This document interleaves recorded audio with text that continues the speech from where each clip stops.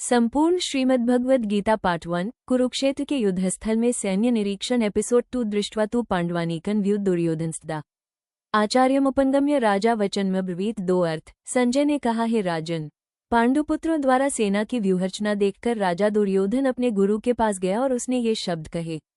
तात्पर्य: धृतराष्ट्र जन्म से अंधा था। दुर्भाग्यवश वह आध्यात्मिक दृष्टि से भी वंचित था। वो ये भी जानता था कि उसी के समान उसके पुत्र भी धर्म के मामले में अंधे हैं और उसे विश्वास था कि वे पांडवों के साथ कभी भी समझौता नहीं कर पाएंगे, क्योंकि पांचों पांडव जन्म से ही पवित्र थे। फिर भी उसे तीर्थस्थान के प्रभाव के विषय में संदेह था। इसीलिए संजय युद्धभूमि की स्थिति के विषय में उसके प्रश्न के मंतव्य को समझ गया। अतः वो निराश राजा को प्रोत्साहित करना चाह रहा था। उसने उसे विश्वास दिलाया कि उसके पुत्र पवित्र स्थान के प्रभाव में आकर किसी प्रकार का समझौता करने नहीं जा रहे हैं।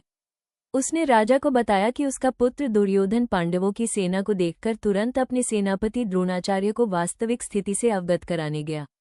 यद्यपि दुर्योधन को राजा कहकर संबोधित किया गया है, तो भी स्थिति की गंभीरता के कारण उसे सेनापति के पास जाना पड़ा। अतएव दुर्योधन राजनीतिज्ञ बनने के लिए सर्वथा उपयुक्त था। किंतु जब उसने पांडवों की व्यूहरचना देखी तो उसका ये कूटनीतिक व्यवहार उसके भय को छिपा न पाया।